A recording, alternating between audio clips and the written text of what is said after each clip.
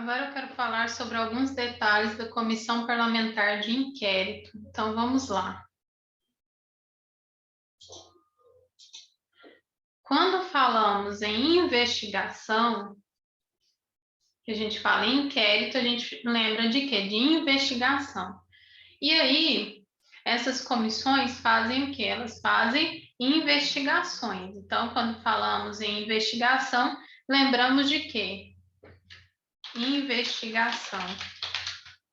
De quais outras palavras que a gente pode lembrar? A gente pode lembrar de controle, fiscalização,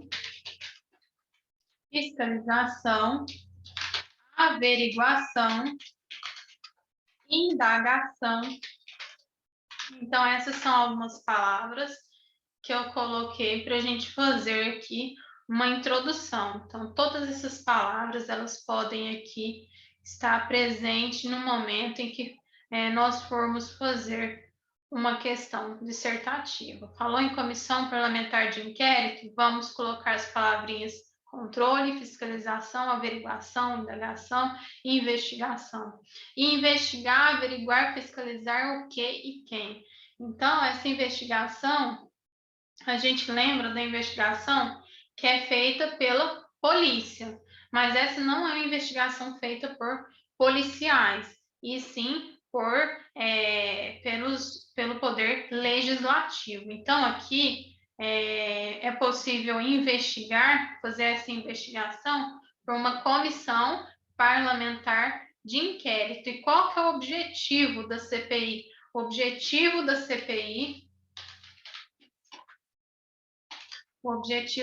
CPI é o quê? É investigar, é apurar fatos relevantes em qual órbita? Aqui, a vida pública. Esses fatos devem ser relevantes à vida pública e à ordem legal. Então, mesmo quando a CPI ela aborda um tema da esfera privada, essa esfera privada deve ter alguma relevância para a vida pública. Então, aqui a ordem legal, mas não só a ordem legal, mas também a econômica e social do país.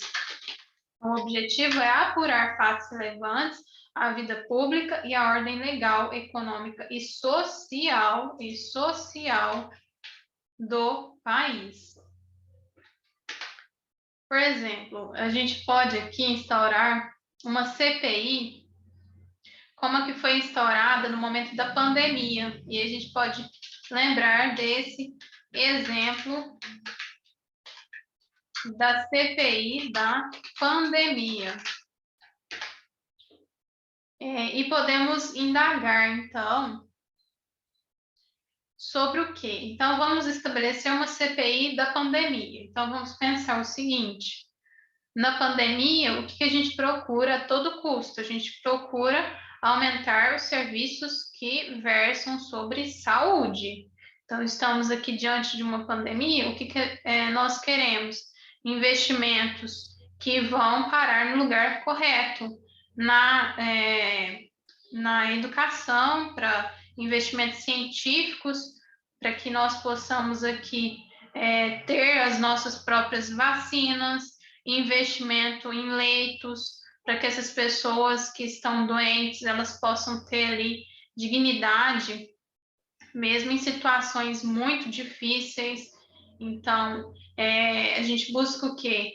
A gente busca com que essas pessoas elas tenham dignidade, até mesmo quando elas estão nos seus últimos momentos. Essas pessoas precisam de dignidade. E para isso nós temos o quê?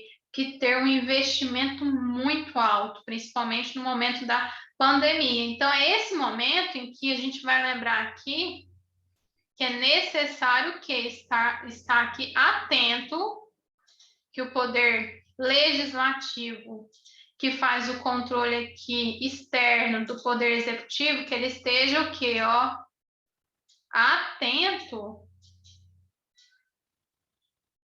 se esses recursos eles estão sendo enviados para o local certo. Então, precisamos de muita atenção. Será que esses recursos que saem da União, eles estão chegando nos locais certos para oxigênio, para que as pessoas tenham leitos? Será que está aqui tudo correto? E aí a CPI entra para investigar, para fiscalizar. E outra coisa, serviço, tarefa de fiscalização é considerado uma função típica do Poder Legislativo. É uma função. Ah, então não é só legislar. Não é só legislar. É função, não é atípica. Função fiscalizatória para o Poder Legislativo é uma função típica do Poder Legislativo. Então, nós vamos indagar no momento, o que é investigar, averiguar? Tem um processo cognitivo de quê? De indagação. Nós temos que indagar.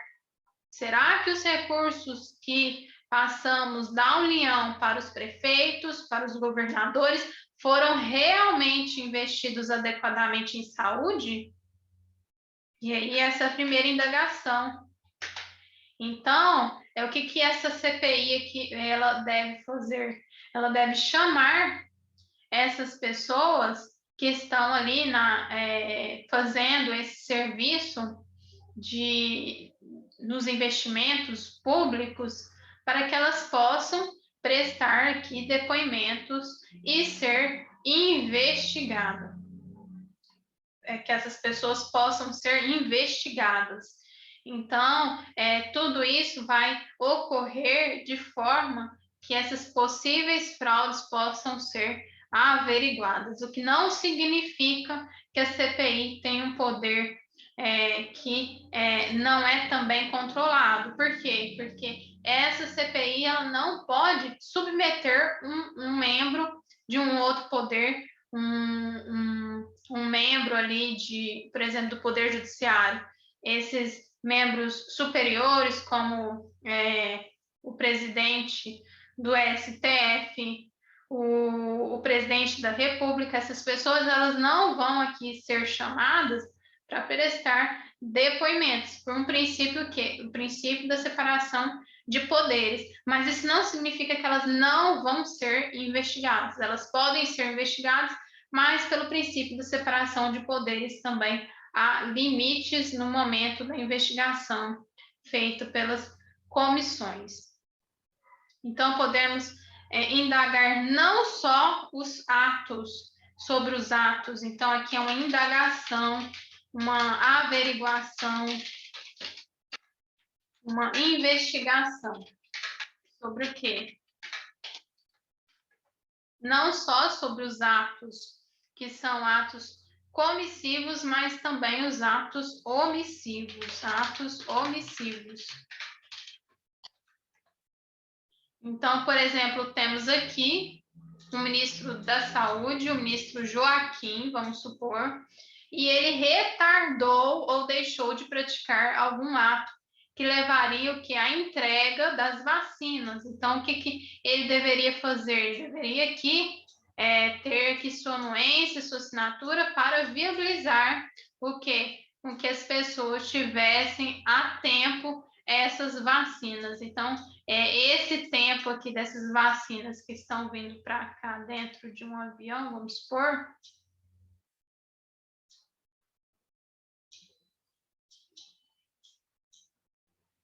então essas vacinas, elas devem chegar o quê? Elas devem chegar a tempo.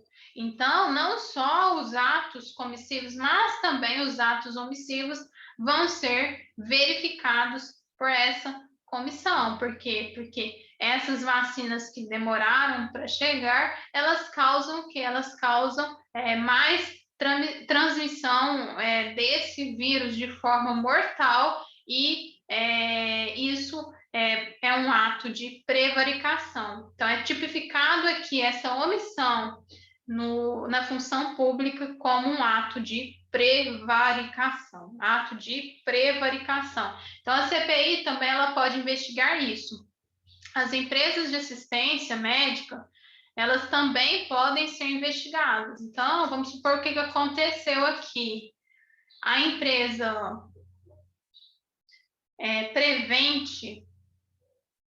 ela foi investigada. Então, essas empresas de assistência médica, elas podem ser investigadas por condutas que são antiéticas, porque essas condutas aqui, elas levam consigo um interesse de investigação, um interesse que é um interesse público. Então, como foi o caso da Prevent, que ela foi acusada de orientar os médicos a alterar o prontuário da classificação internacional de doenças. Então, a pessoa estava ali, vamos supor, uma pessoa está aqui com Covid em estado terminal, então essa pessoa foi contaminada pela Covid em estado terminal com o seu prontuário, mas no momento em que essa pessoa aqui falece e é necessário esse diagnóstico de causa-morte, o que acontece? Esse prontuário era alterado e retirado a causa de morte por diagnóstico de Covid-19. Então, essa atitude, ela leva consigo um interesse público de investigação. Ah, mas está no âmbito privado, é uma empresa privada. Mesmo assim, ela pode ser investigada, como foi aqui o caso da Prevent, que foi acusada de fazer isso. Então, ela foi investigada para quê? Para que esses atos,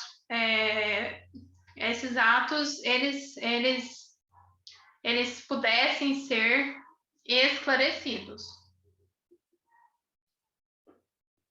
E aí os atos privados, eles são investigados pela CPI, que tem atribuição para investigação, como a gente tinha dito. Então, tendo em vista o que aconteceu, por exemplo, com a Prevent. Então, tem um interesse público. E aí tem um mandado de segurança que fala sobre isso,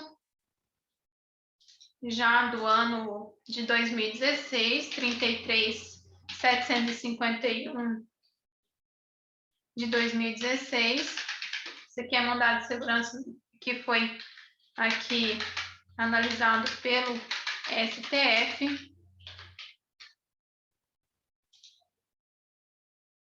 E aí a gente pode perceber que a função da CPI é a fiscalização, e que essa é o quê? Uma função típica. Fiscalização é uma função. O Congresso Nacional não fica todo o tempo observando como que o Poder Executivo, que executa o serviço, ele está ali agindo, não fica ali cobrando as contas do Poder Executivo. Então, essa é uma função de controle externo, e essa é uma função atribuída pela própria Constituição de forma típica. Então, não é função atípica. A função de fiscalização é uma função típica do Poder Legislativo.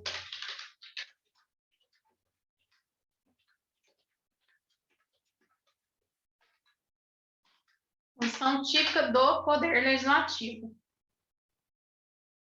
E aí a gente pode concluir que a CPI é um instrumento de fiscalização do Poder Legislativo em relação a quem? Ao Executivo. Então, o Executivo é o responsável pela aplicação correta das verbas públicas, portanto, ele precisa de controle, que é feito externamente pelo Poder Legislativo. Então, a CPI é instrumento de controle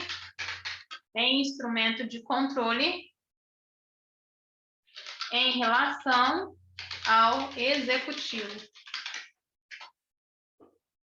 E aí, nessa linha de raciocínio, o Pedro Lenza também, ele entende que o papel desempenhado na fiscalização dessas comissões tem natureza típica de poder legislativo. Então, qual que é a natureza dessas comissões?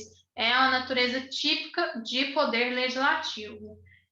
Ou seja, insere-se no âmbito da função fiscalizatória do Poder Legislativo, considerado que é função típica desse poder. E aí a gente vai imaginar o seguinte, já que a gente já vinculou a questão da CPI, a questão do Poder Executivo como fiscalizador do poder legislativo como fiscalizador do poder executivo. Então, vamos imaginar que o presidente ele seja convocado pelas autoridades da CPI. E aí a gente tem que também observar que, assim como o poder legislativo, através da CPI, ele estabelece controle do poder executivo, esse controle, ele é o quê? Ele deve ser também fiscalizado e moderado. Por quê? Porque senão isso levaria a um constrangimento do próprio princípio da separação dos poderes. Então, vamos imaginar que o presidente da República, João, ele é o que? Convocado, o presidente da República, João, é convocado pelas autoridades da CPI. Vamos imaginar isso. E aí, será que ele está obrigado a comparecer? E a resposta é negativa.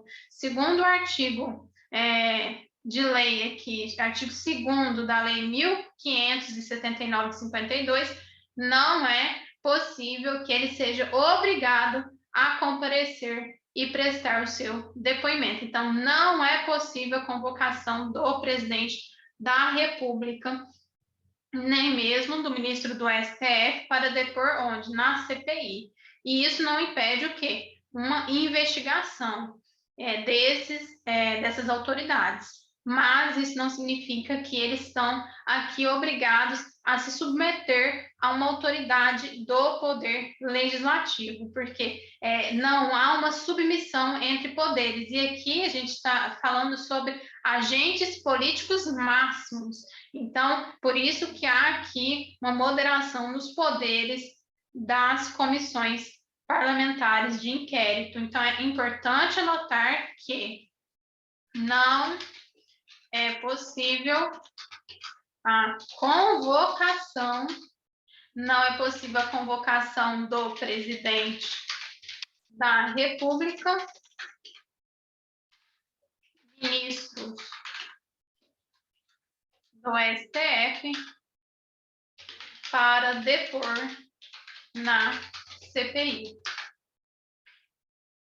Por que disso? Aí a gente justifica pelo princípio da separação. Separação é o quê? Uma não sobreposição de um poder ao outro. Quer dizer, cada um tem seus poderes, mas não se sobrepõe um poder ao outro. E esse aqui, essas autoridades são consideradas autoridades, agentes políticos máximos de poder. Portanto, essas autoridades não podem aqui ser submissas a outro poder, o que não significa que elas não são investigadas, mas elas também não podem ser o quê? Submetidas a um outro poder, pelo princípio da separação de poderes. Isso porque dessas autoridades estarem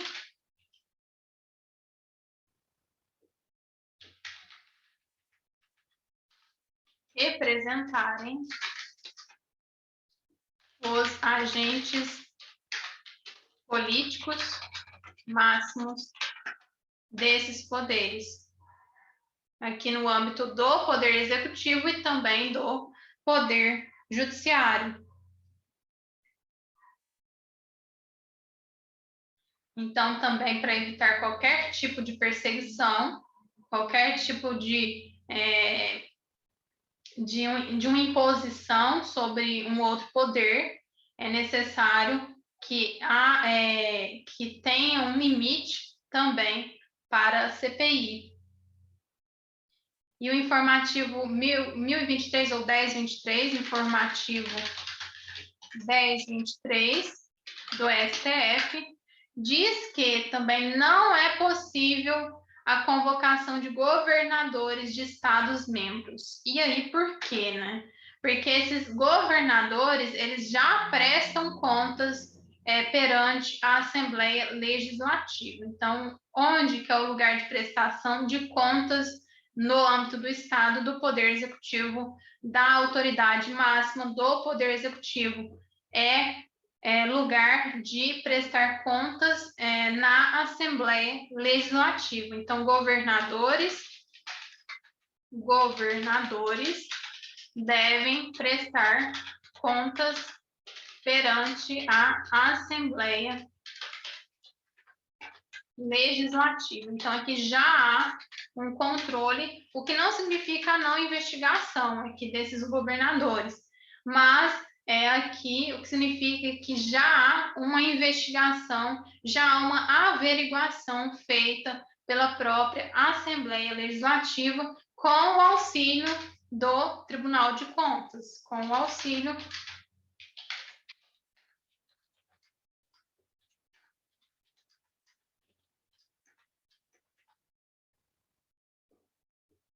essas contas que, a partir do momento em que temos uma visão que não é mais burocrática e sim gerencial, essa prestação de contas não é puramente formal. Então, é necessário o quê? É necessário que esses investimentos, eles tenham um destino certo. Então, aqui, por exemplo, a União manda aqui uma determinada verba que o governador ele tem que gastar com saúde, e aí o que acontece? Ele tem um prazo para fazer esse gasto. E aí, o que acontece? Nesse prazo, ele se omite, ele não faz esse gasto de forma que correta. Então, quando chega aqui no final do prazo, o que acontece? Quando chega nesse momento final desse prazo, acontece que o governador começa a gastar só com leito.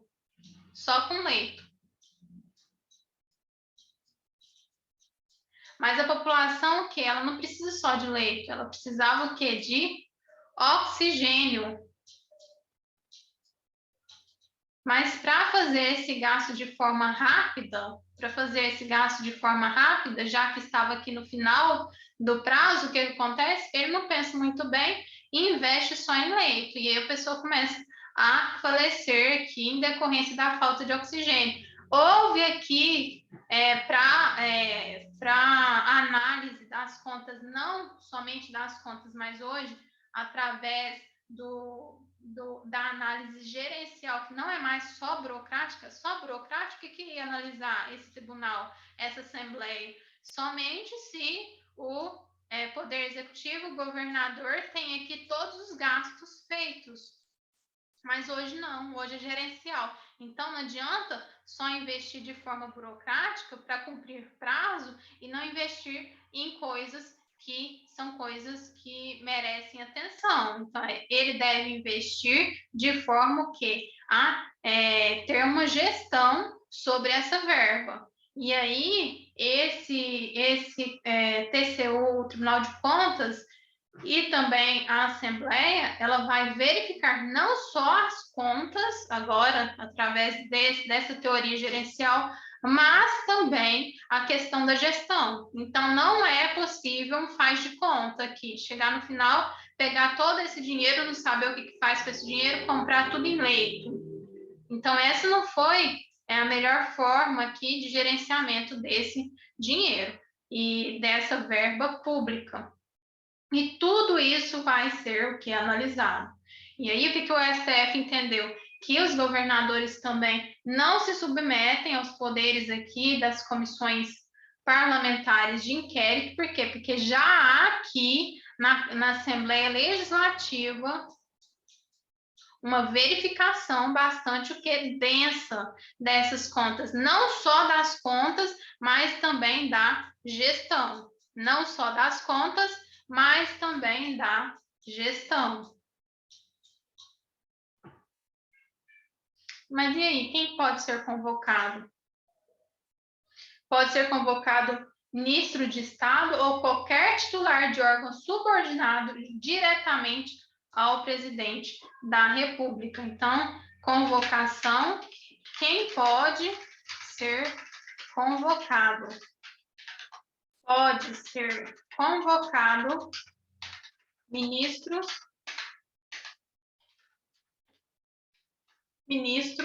no singular de Estado, ministro de Estado ou qualquer ou qualquer titular de órgão subordinado diretamente ao presidente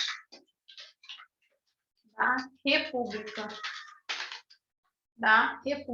Vamos imaginar que foi instaurado qualquer tipo de CPI, tanto no âmbito do Estado quanto no âmbito da União. E uma CPI federal, estadual ou distrital, em qualquer desses âmbitos. E aí eu vou aqui, tem que entender o seguinte, então, no âmbito das investigações, muitas vezes é necessário que, para a gente investigar, é necessário diligências. Então, o que a gente busca? A gente busca provas de qualquer tipo de ilícito, de qualquer tipo de prevaricação, de omissão. É necessário buscar o quê? Materialidade e autoria. Estamos o quê? No âmbito de uma investigação. Mas adianta a gente investigar se a gente não tem nenhum poder, como, por exemplo, para pedir a quebra de sigilo? Não adianta. A quebra de sigilo, por exemplo, bancário ou alguma coisa nesse sentido? Não. Então, é necessário o quê? Poder. Mas nem sempre essa CPI ela vai poder, de ofício, requerer alguma quebra de sigilo. Então, o que a gente tem que pensar? Que no âmbito das investigações, muitas vezes é necessário a quebra de sigilo a fim de averiguar se houve algum ilícito praticado, mas isso aqui só será possível em alguns momentos com a anuência da autoridade judicial. Então, será que a quebra de sigilo, a fim de averiguar a veracidade dos fatos, será que é possível ser feita pela CPI? E aí, sobre quebra de sigilo, é possível. Entretanto, não vai ser extensível à CPI municipal. Mas há aqui algumas diligências e medidas cautelares que não são possíveis, que sejam aqui requeridas de ofício pela CPI. É o caso das diligências das medidas cautelares de indisponibilidade de bens, arresto, sequestro. Isso porque o quê? São cláusulas de reserva de jurisdição. Mas vamos organizar, então. Então, o que é possível? Então, a resposta positiva aqui, de possibilidade de que diretamente a CPI determine, será a quebra de sigilo fiscal, bancário e de dados telefônicos. Então, é possível que a CPI determine a quebra de sigilo bancário, fiscal, bancário e de dados telefônicos. Mas isso não é extensível à CPI municipal, tendo em vista que o município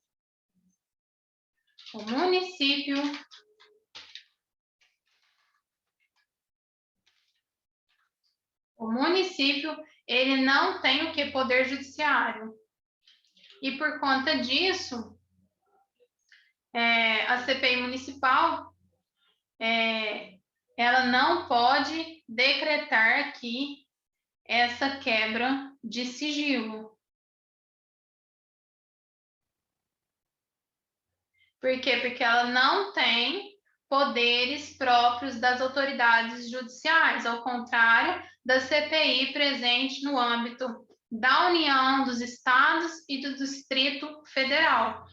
A CPI municipal não é uma CPI de investigação com poderes próprios das autoridades judiciais. Portanto, não é possível que essa CPI, no âmbito do município, determine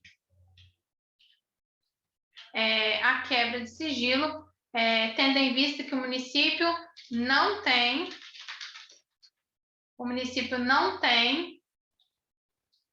poderes próprios das autoridades judiciais.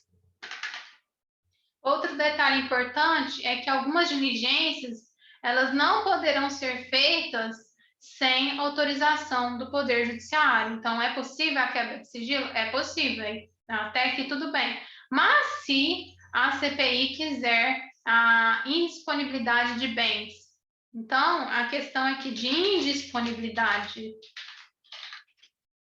de bens é uma questão que versa sobre reserva de jurisdição. Reserva de jurisdição, sendo necessário aqui uma representação de autoridade da CPI frente ao Poder Judiciário. Então, vamos imaginar que temos aqui as autoridades de linha de frente da CPI e eles descubram que determinada pessoa foi responsável por desviar verbas que eram aqui verbas da saúde. Então, elas querem o quê? Elas querem ser ressarcidas, elas querem que essas verbas voltem para o âmbito da saúde. O que elas precisam? Elas precisam de pedir a indisponibilidade de bens, que é uma medida cautelar, é uma medida asseguradora, é uma medida conservadora desses bens. E aí, o que acontece? Elas podem, essas autoridades da CPI podem fazer aqui essa requisição diretamente, de ofício. A resposta é negativa, porque na questão de medida cautelar de indisponibilidade de bens, é necessário aqui a representação diante do Poder Judiciário para requerer essa medida, devido aqui ser uma causa de reserva de jurisdição, ao contrário da quebra de sigilo fiscal, bancário e de dados telefônicos. Agora vamos imaginar que uma CPI ela foi instaurada, mas ao longo dos trabalhos ela percebe que é melhor a sua extinção. Então, pela extinção aqui, extinção da CPI. Essas pessoas viram que essa investigação é descabida, não há aqui autoria, materialidade, vamos extinguir essa CPI. E aí, o que acontece? Se houver já habeas corpus sobre eventual ilegalidade dessa CPI, será que esse habeas corpus será prejudicado? A resposta é afirmativa. É possível aqui, com a extinção da CPI, que o habeas corpus seja prejudicado, em prejuízo aqui dessa CPI, em prejuízo do próprio habeas corpus. Então, extinguiu a CPI, então também vai gerar efeitos no habeas corpus, que alguém impetrou falando, olha, essa CPI é ilegal em alguma coisa. É possível que esse efeito de extinção da CPI, ele gere efeito também, ele gere prejuízo para habeas corpus? É possível. Então, esse habeas corpus será, HC, será prejudicado. Não tem mais, se essa CPI foi extinta, não tem mais motivo para esse habeas corpus. Isso aqui a gente encontra no HC 95.277 de 2009. E essa questão de convocação de autoridade, a gente vê aqui que o rol do artigo 50 da Constituição Federal é de reprodução obrigatória e não pode ser ampliado. Então, a competência para legislar sobre autoridade que pode ser convocada é competência, autoridade que pode ser convocada. Competência privativa da União. Um rol taxativo que deve ser aqui de reprodução obrigatória para outros entes federativos. Mas aí eu não posso inventar, já que é proibido no âmbito da União a convocação do presidente da República. Será que eu posso inventar aqui no momento da confecção da Constituição Estadual e aumentar esse rol? Não, não posso. Por quê? Porque aqui é uma norma de reprodução obrigatória. Agora, uma questão de competência sobre o artigo 102, inciso 1 da Constituição Federal.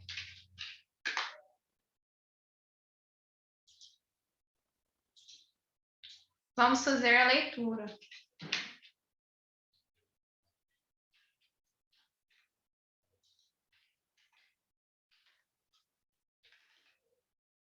Compete ao Supremo Tribunal Federal, principalmente a guarda da Constituição, cabendo-lhe, inciso 1, processar e julgar originariamente, a linha F, as causas e os conflitos entre a União e os Estados, a União e o Distrito Federal, ou entre uns e outros, inclusive as respectivas entidades da administração indireta. E aí a gente pensa o seguinte, vamos imaginar aqui que uma comissão parlamentar de inquérito foi constituída no âmbito do Poder Legislativo. Então, aqui a mesa constituiu o que? Uma CPI. Então, aqui estão as autoridades que foram convocadas para essa mesa.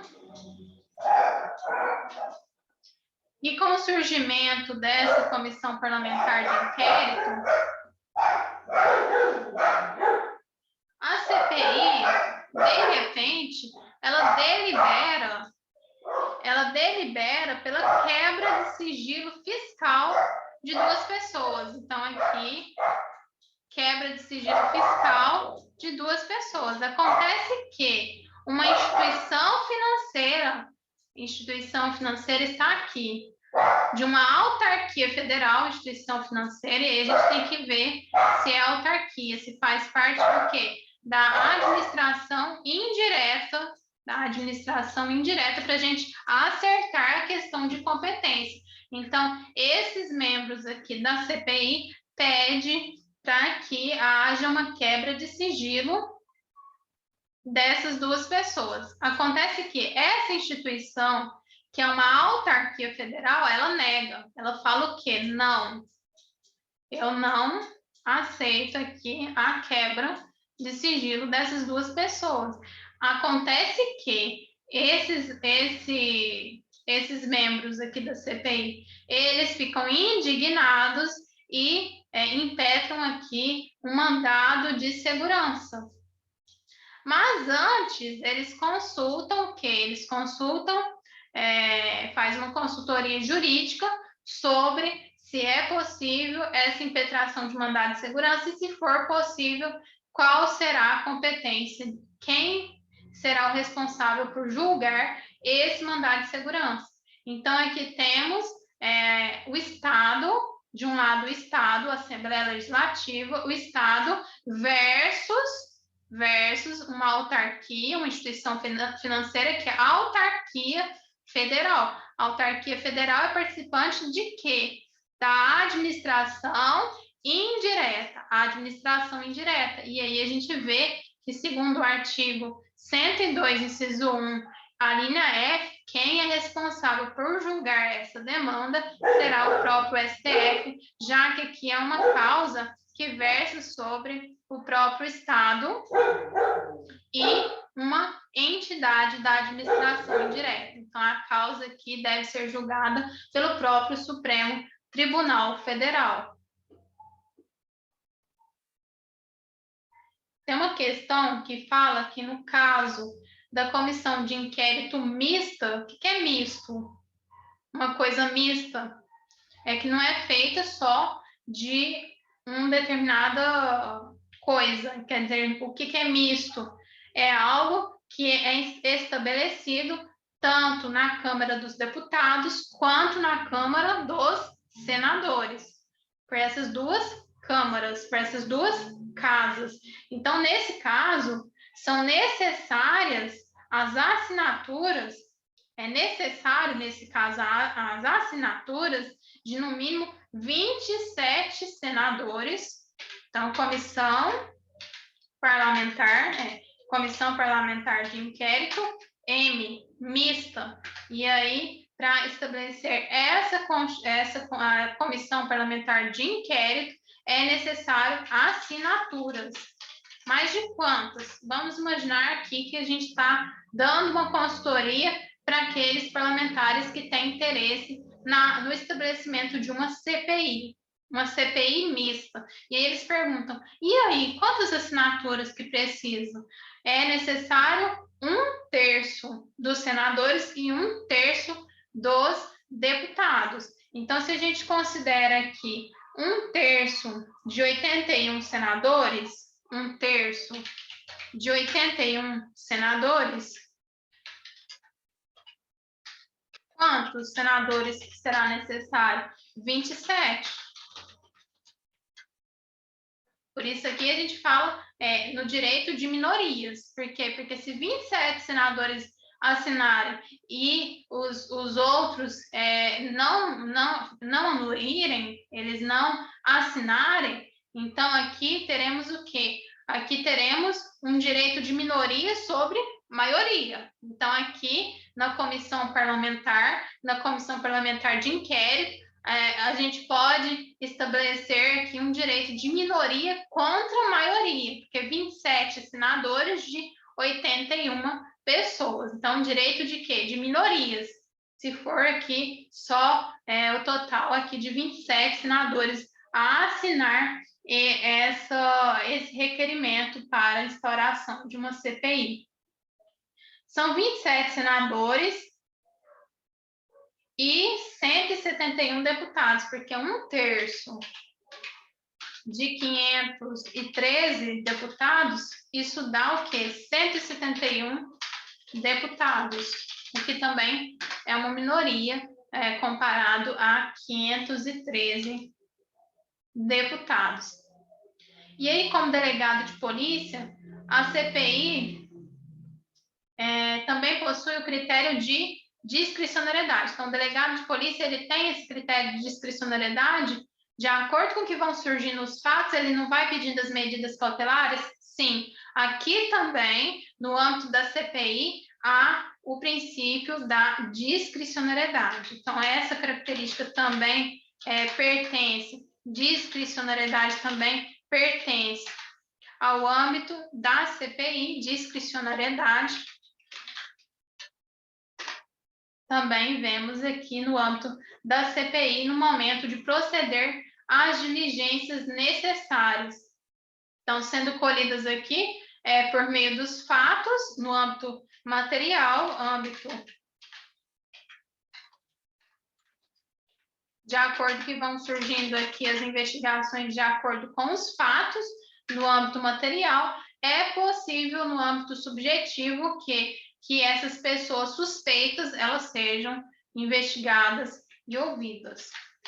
Então, há aqui 2 âmbitos que auxiliam na investigação. Âmbito subjetivo são as pessoas que devem ser investigadas. Lembrando que o modelo da CPI no âmbito federal é de reprodução obrigatória no âmbito estadual. Então, aquilo que acontece na CPI no âmbito federal, ela também é de reprodução obrigatória na Constituição estadual. É uma garantia aqui. Então, a CPI não é cabível para o presidente da República aqui que esse membro ele seja que ele seja ouvido aqui de forma obrigatória no CPI, não é cabível para o presidente, então no âmbito da Assembleia também deve reproduzir essa norma. E não é cabível aqui na questão dos direitos de minorias, então a gente viu que o quórum, ele não é máximo aqui, o quórum, ele é bastante razoável. Então, se 27 senadores e 171 deputados, eles vão aqui requerer essa instauração, pode ser que eles sejam aqui um grupo minoritário. Então, não é porque que é um grupo de pressão de minorias que ele não deve ser respeitado pelo presidente da Câmara dos Deputados ou pelo presidente da Câmara dos Senadores. Então, essas pessoas elas não podem fazer juízo político para obstar o estabelecimento, a instauração dessa comissão parlamentar de inquérito. Então, é um direito aqui que deve ser respeitado tanto pela maioria, que não deu a sua anuência, quanto pelo presidente. No caso aqui, se é uma comissão parlamentar de inquérito mista, pelos presidentes da mesa, pelos presidentes das câmaras. Então, é isso.